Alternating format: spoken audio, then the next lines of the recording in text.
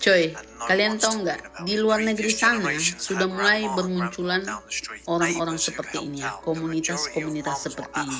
Jadi mereka ini adalah orang-orang yang ya katakanlah sepemikiran ya, satu visi dan misi ya.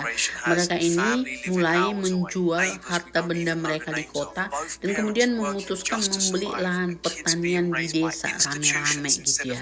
Nah kemudian di desa itu mereka itu mulai menanam tanaman-tanaman yang menghasilkan seperti kentang, wortel, timun, cabai, tomat ya gitulah ya. Terus kemudian mereka juga memelihara ayam, bebek untuk diambil telurnya untuk mereka makan sendiri ya. Dan kemudian mereka juga memelihara sapi untuk diambil susunya. Jadi di desa ini mereka itu benar-benar mempelajari segala cara, segala teknik bagaimana cara bertahan hidup tanpa bantuan dari luar, tanpa pokoknya tanpa campur tangan orang luar gitu. Nah jadi mereka juga mempelajari bagaimana caranya bisa bikin api tanpa korek api. Mereka juga tidak menggunakan listrik lagi ya, tidak menggunakan tenaga listrik, tapi mereka itu sudah mulai menggunakan solar panel itu ya, yang menggunakan tata surya ya. Jadi mereka itu bisa tetap punya listrik ya, punya lampu walaupun tidak ada listrik lagi gitu.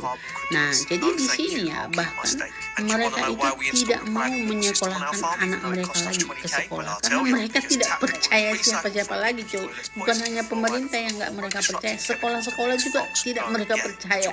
Mereka nggak mau anaknya divaksin, nggak mau anaknya dikasih MBG gitu ya. Jadi mereka itu benar-benar hidup dari hasil pertanian dan perkebunan mereka itu.